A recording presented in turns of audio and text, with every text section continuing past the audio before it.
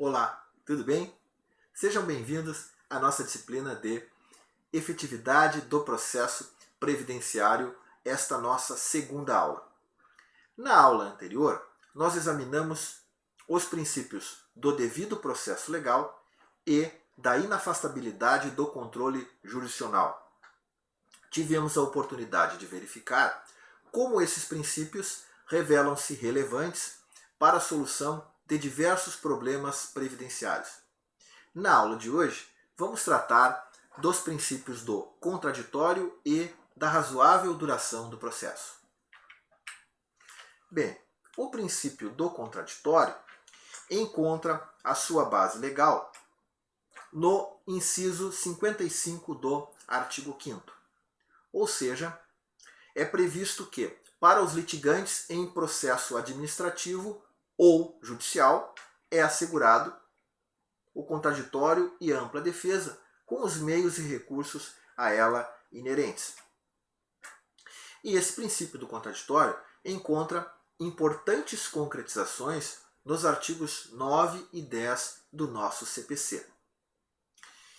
É possível perceber, portanto, pela leitura do artigo 9º, que nem sempre o contraditório será prévio. Por exemplo, quando é postulado em uma ação uma tutela de urgência ou uma tutela de evidência, bem como nas ações monitórias, é possível então que o contraditório ele seja postergado. Também uma importante concretização do princípio do contraditório, que foi introduzida no artigo 10º, versa sobre a proibição da chamada decisão surpresa.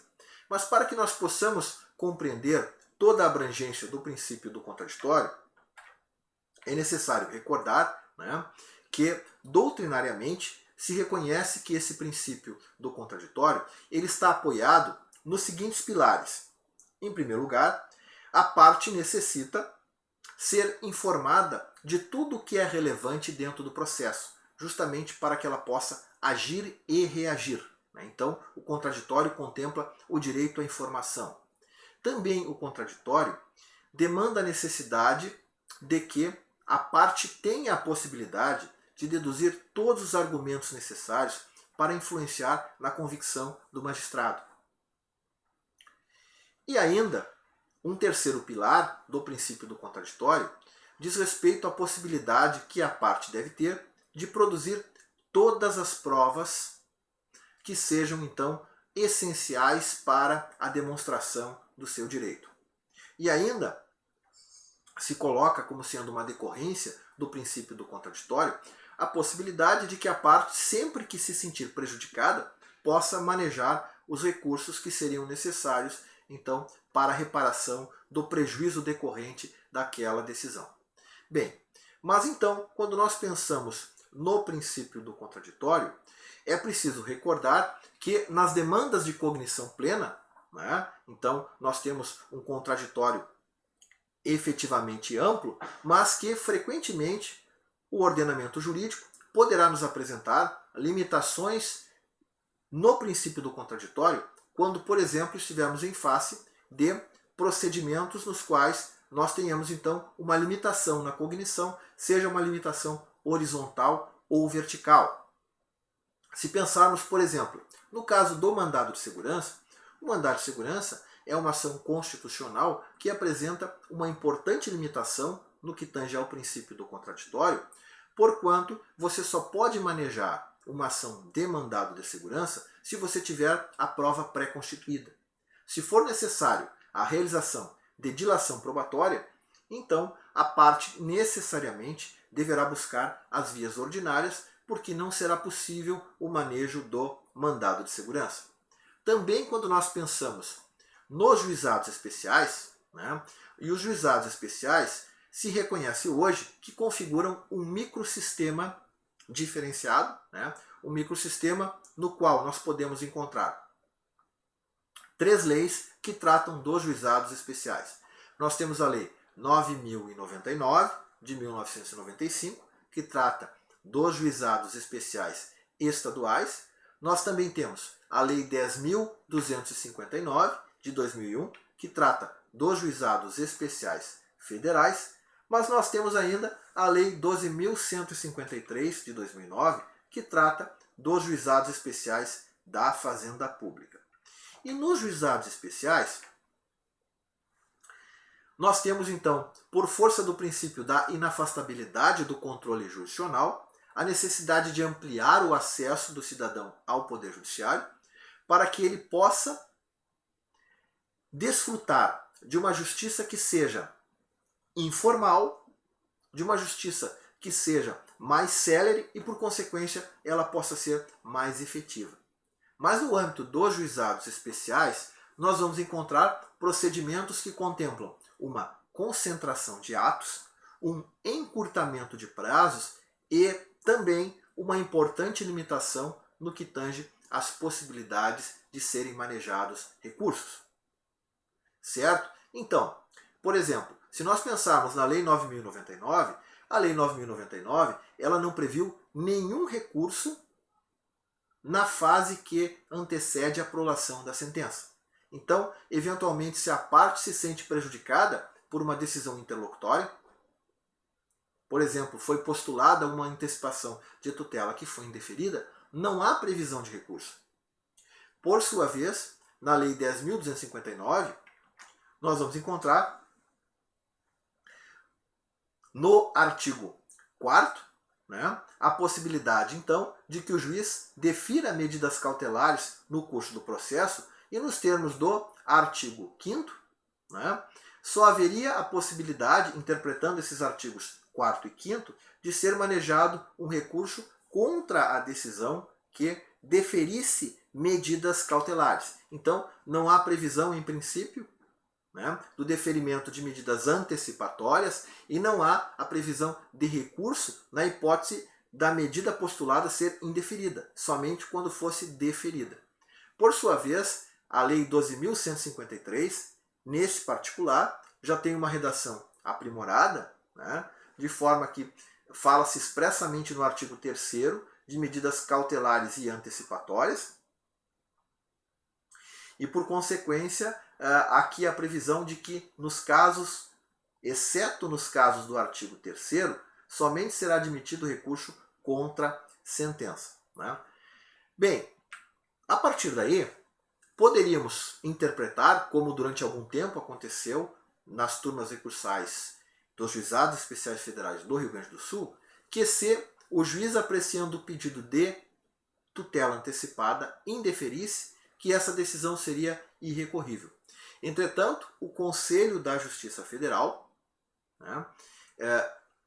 desempenhando o seu papel determinado pela Constituição e pelas leis, o Conselho da Justiça Federal editou uma resolução, a Resolução 347, uma resolução que trata da padronização dos regimentos das turmas recursais, e nesta resolução existe a previsão do manejo de recurso tanto contra a decisão que defere, como contra a decisão que indefere o pedido de tutela antecipada.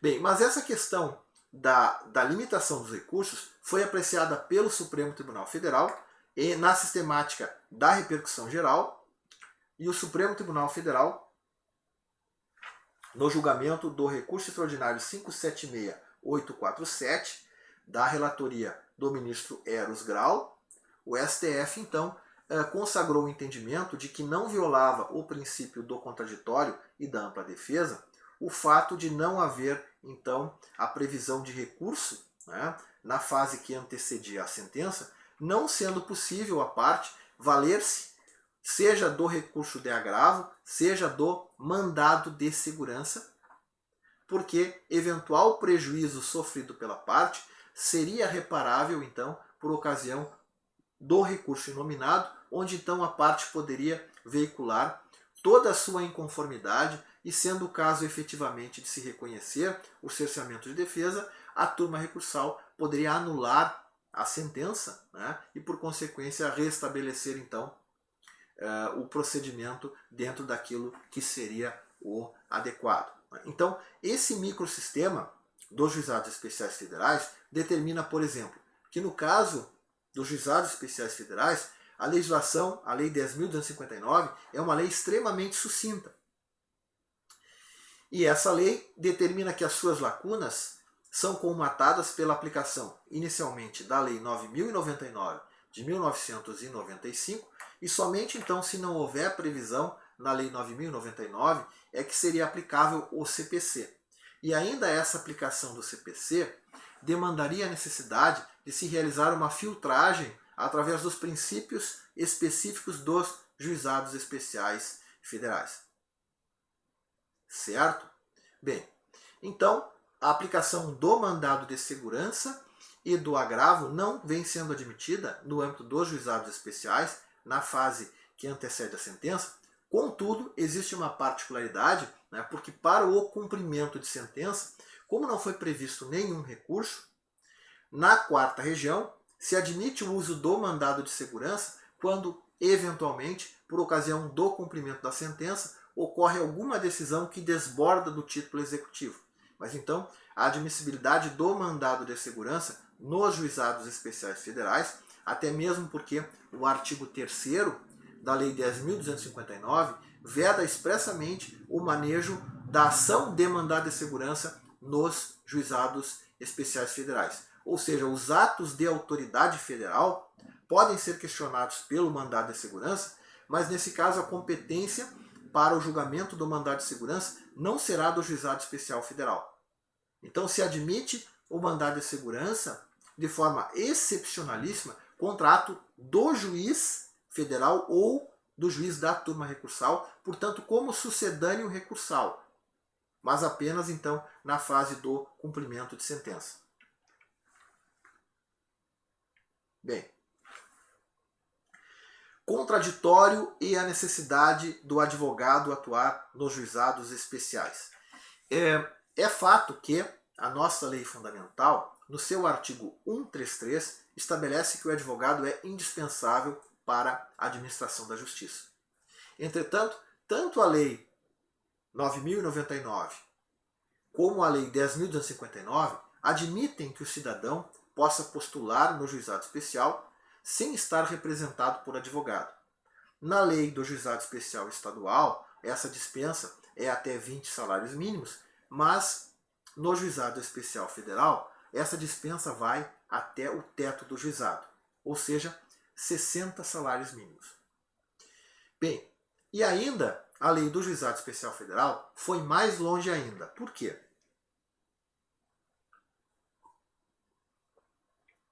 O artigo 10º da lei do juizado especial federal permite que as partes possam designar por escrito representantes para a causa, advogado ou não.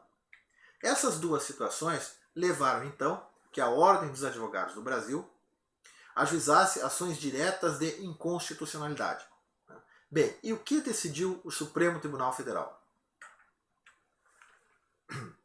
No julgamento da ação direta de inconstitucionalidade 1539, entendeu o Supremo Tribunal Federal que essa exigência da atuação do advogado nos processos judiciais, ela seria relativa, porquanto na Justiça do Trabalho, nos juizados especiais e nos juizados de paz, não seria indispensável a necessidade de o cidadão estar representado por advogado. E na Justiça Federal,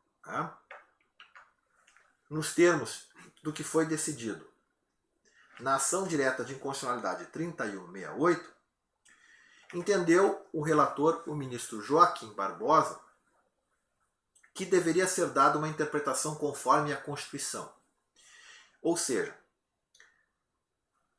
na hipótese do cidadão ser processado criminalmente, então como se aplica inclusive subsidiariamente a Lei 9.099, o artigo 68 prevê que nos processos criminais, então o cidadão deveria ser assistido por advogado, o que também deveria ser observado no âmbito dos juizados especiais federais. Vejam que o objetivo da lei, quando previu no artigo 10 da Lei 10.259 que o cidadão pudesse nomear representante, advogado ou não, foi pensando naquela situação de uma pessoa que é analfabeta ou se encontra com impossibilidade de se locomover, que ele pudesse postular, por exemplo, a sua ação previdenciária ou o seu benefício assistencial indeferido pelo INSS através, então, do seu filho ou do seu cônjuge. Mas não era a ideia, evidentemente, permitir que atuassem, por exemplo, despachantes representando segurados a roldão na Justiça Federal. Então, quando essa situação é percebida, inclusive, os juízes federais coíbem, né, essa atuação, porque, evidentemente, nós estaríamos, dessa forma, violando, daí sim, a prerrogativa constitucional de que o advogado seja indispensável à administração da justiça. Então, isso, quando é observado na Justiça Federal, evidentemente isso é coibido pelos juízes. Mas o que decidiu, então, o ministro Joaquim Barbosa, nessa ação direta de inconstitucionalidade, é que, nas hipóteses em que o cidadão for criminalmente processado, então deveria ser, por parte do Estado, observado a necessidade de que o cidadão pudesse, então, ter uma defesa adequada através de um profissional devidamente capacitado. Outra manifestação relevante do princípio do contraditório, nós vamos observar no artigo 937 do CPC. Ou seja, antes de qualquer decisão, é fundamental que seja permitido à parte se manifestar e, dessa forma, nas sessões de julgamento, a previsão de que, depois da leitura do relatório, então o advogado possa fazer a sua sustentação oral. Entretanto, o Estatuto dos Advogados prevê que a sustentação oral ela deveria ser realizada após o voto do relator. Essa questão, então, determinou mais uma ação direta de inconstitucionalidade, que foi apreciada pelo Supremo Tribunal Federal, a ação direta de inconstitucionalidade 1127, da qual foi relator para o acórdão o ministro Ricardo Lewandowski. Aqui a situação é a seguinte: entendeu o Supremo Tribunal Federal que, na maior parte dos casos, a maior chance que a parte tem de que a sustentação oral produza efeitos, né, no julgamento é quando ela é realizada antes do voto do relator, porque a maior parte dos juízes, por uma questão até mesmo estatística, né, acompanha o voto do relator. Então, eventualmente, né, quando o relator tem um voto que deixou de considerar uma circunstância relevante que é aclarada no momento da sustentação oral, então o relator ele pede o adiamento do julgamento, porque o julgamento já iniciou, e então na próxima sessão ele apresenta o voto já corrigido. Agora, segundo entendeu o Supremo Tribunal Federal, não haveria um contraditório entre o juiz e as partes, porque o juiz está numa posição de imparcialidade. Então, o contraditório deveria ser estabelecido entre as partes. Então, sob pena de criar uma nova fase recursal dentro do processo, causando tumulto processual, então o mais adequado é que fosse seguida a regra prevista no CPC anterior, que é então a mesma regra prevista no CPC atual, no sentido de que a sustentação oral deve ser feita então após a leitura do voto pelo relator. Nas turmas recursais, é preciso que se diga, como o relatório é dispensado, né, salvo nas turmas de uniformização, nos julgamentos da turma recursal, não é feito então relatório e a sustentação oral ela é procedida pelo prazo previsto no regimento das turmas recursais, então antes do voto do relator. Certo?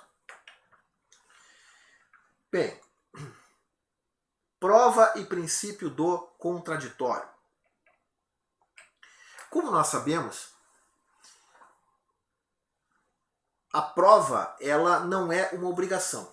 Tá? A prova é um ônus, porque se a parte autora não comprova os fatos constitutivos do seu direito, a ação será julgada improcedente. Tá? Bem, então, em princípio, claro que o novo CPC previu o ônus dinâmico, né? É possível, em alguns casos, que então isso seja modificado, mas a regra geral é que a parte autora é que deve comprovar os fatos constitutivos do seu direito e o réu deve comprovar os fatos impeditivos modificativos ou extintivos do direito do autor. Né? Entretanto, o juiz, como presidente do processo, ele pode tomar iniciativas probatórias, né, para o esclarecimento de fatos que ele entende como relevantes, e também cabe ao juiz indeferir, nos termos do que é previsto no próprio CPC, de forma fundamentada, as diligências inúteis ou meramente protelatórias. Né? E nesse sentido, o Superior Tribunal de Justiça entende que, tanto fora dos juizados especiais, como dentro dos juizados especiais, né, que cabe, portanto, ao magistrado esse papel de forma fundamentada, com base no princípio do livre convencimento motivado, indeferir aquelas provas que forem desnecessárias para o julgamento do feito. A questão chegou no Supremo Tribunal Federal, e o Supremo Tribunal Federal, apreciando o tema 433, considerou que não é dotada de relevância constitucional a questão referente ao indeferimento de provas, né, no âmbito do processo judicial, bem como a alegação de incompetência dos juizados especiais em face da complexidade de prova, porque se trata, portanto, de interpretação de lei federal. E, portanto, se há ofensa à Constituição, essa ofensa seria uma ofensa reflexa, e ofensa reflexa, segundo o Supremo Tribunal Federal, não dá ensejo ao manejo do recurso extraordinário. Certo? Bem, ainda com relação ao princípio do contraditório, nós temos uma questão verdadeiramente interessante no que diz respeito, então, à atuação do Tribunal de Contas, né? Tanto o Tribunal de Contas da União como o Tribunal de Contas dos Estados, nos termos da súmula vinculante número 3. Né? Bom, o que seria isso? Bem, vejam que a administração pública ela tem o poder-dever de anular os seus atos que forem praticados com ilegalidade. Entretanto, de um lado nós temos o princípio da legalidade, mas por outro lado, com base no princípio da segurança jurídica, essa possibilidade ela deve ter um limite. Por consequência, a Lei do Processo Administrativo, a Lei 9.784, estabelece no seu artigo 54 um prazo decadencial para a atuação da administração. E esse prazo decadencial ele é de 5 anos. Então, conforme o previsto no artigo 54, salvo aquelas situações em que comprovadamente ocorre a má-fé, a fraude, né? Então o prazo para a administração anular os atos de que decorram efeitos favoráveis aos seus destinatários, esse prazo é de 5 anos, e esse prazo, então, ele é contado da percepção do primeiro pagamento. Bom, o prazo para a administração desconstituir os atos praticados com ilegalidade, portanto, é de 5 anos, no que tange a administração pública federal em geral, mas é preciso que se diga que, tratando-se de prestações previdenciárias do regime geral, nós temos então um prazo específico. No artigo 103A, a previsão de que o INSS tem, então, o prazo para desconstituir os atos praticados com ilegalidade, salvo comprovada má-fé, de 10 anos. Certo? Um prazo que é o dobro do prazo previsto pela regra geral, mas que na prática o prazo que acaba sendo maior é o prazo da Lei 9784. Né? Como assim, professor? Como é que pode um prazo de 5 anos ser maior que um prazo de 10 anos? Bem, o problema é o momento em que esse prazo começa efetivamente a correr, e aí nós vamos encontrar também o fato de que o contraditório e a ampla defesa, segundo entende o Supremo Tribunal Federal, que deve ser sempre assegurado, ele tem uma particularidade no que tange à atuação do Tribunal de Contas. Então, nos termos da súmula vinculante 03, nos processos perante o Tribunal de Contas da União, assegura-se o contraditório e a ampla defesa quando da decisão puder resultar anulação ou revogação de ato administrativo que beneficie o interessado, excetuada a aplicação da legalidade do ato de concessão inicial de aposentadoria, reforma e pensão. Bom, como é que isso funciona? O problema decorre da interpretação que o Supremo Tribunal Federal tem em relação às aposentadorias de servidores públicos. Por quê? No âmbito do regime geral, uma aposentadoria dos trabalhadores da iniciativa privada, uma aposentadoria voluntária, ela tem o seu termo inicial na data do requerimento. É possível que o cidadão implemente os requisitos para a concessão da aposentadoria, mas faça uma opção por não exercer imediatamente esse direito, até porque, eventualmente, se ele trabalhar mais tempo, isso poderá acarretar uma situação mais favorável para o trabalhador em face de um maior tempo de contribuição ou de ter sido elevada a média das suas contribuições. Mas no serviço público, as aposentadorias voluntárias têm como termo inicial, então, a data de publicação no Diário Oficial. Entretanto, para o Supremo Tribunal Federal, muito embora a concessão de uma aposentadoria seja um ato que já é eficaz a partir da publicação no Diário Oficial, ele só se torna definitivo com o registro efetuado por parte do Tribunal de Contas. Então, o Tribunal de Contas, que examina a legalidade dos atos praticados por todos os poderes, no que tange ao registro das aposentadorias e pensões, muitas vezes decorre um tempo excessivo. E em face desse tempo excessivo, nós temos situações em que pensões ou aposentadorias já foram concedidas há mais de 10, há mais de 15 anos, e o Tribunal de Contas, então, examinando, entende que houve uma ilegalidade e apenas depois, então, que o Tribunal de Contas devolve o processo para o ordenador de despesa, é que o ordenador de despesa, então, oportunizando o contraditório para os beneficiados, e diga-se de passagem, se o ordenador de despesa não segue a determinação do Tribunal de Contas, ele mantém o ato, depois de ter sido alertado, ele se torna solidariamente responsável. Então, na prática, quando o Tribunal de Contas devolve o processo para o ordenador de despesa, o ordenador de despesa vai seguir aquilo que foi determinado pelo Tribunal de Contas. E por consequência, nós temos aqui então não apenas uma discussão extremamente relevante no que tange ao princípio do contraditório e da ampla defesa, mas também em relação ao princípio da segurança jurídica. Em face dessa situação, a orientação do Supremo Tribunal Federal inicialmente era no sentido de que não transcorria o prazo decadencial até o momento que o Tribunal de Contas da União efetuasse esse exame. Posteriormente, o Supremo Tribunal Federal, se deparando com situações nas quais verdadeiramente o princípio da segurança jurídica restava evidentemente violado, acabou evoluindo no seu entendimento. Então nós temos aqui uma decisão do ministro Toffoli de 2015, na qual o Supremo entendeu de que a prescindibilidade do contraditório da ampla defesa nos processos de análise da legalidade do ato de concessão de aposentadoria, reforma e pensão, ressalvados os casos em que ultrapassados o prazo de 5 anos do ingresso no processo do TCU ou 10 anos na concessão do benefício.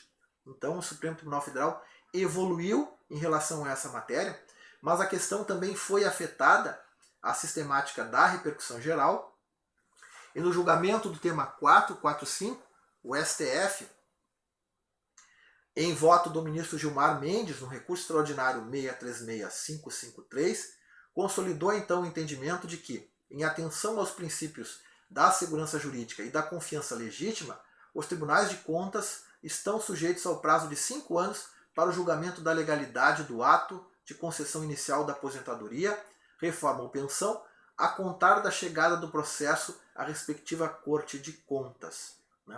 Ou seja, então, para não favorecer indevidamente aqueles servidores em face, por exemplo, de ter sido realizada uma concessão ilegal e o processo ser engavetado e não chegar até o Tribunal de Contas, então o prazo de 5 anos deve ser observado, mas esse prazo de 5 anos, então, só é contado a partir da chegada do processo no âmbito do respectivo Tribunal de Contas. Certo, pessoal? Tranquilo até aqui? Então vamos fazer agora um pequeno intervalo e vamos continuar tratando de processo previdenciário, né, dos princípios constitucionais relevantes da nossa lei fundamental, onde vamos começar então enfocando o princípio da razoável duração do processo no próximo bloco. Certo? Até mais.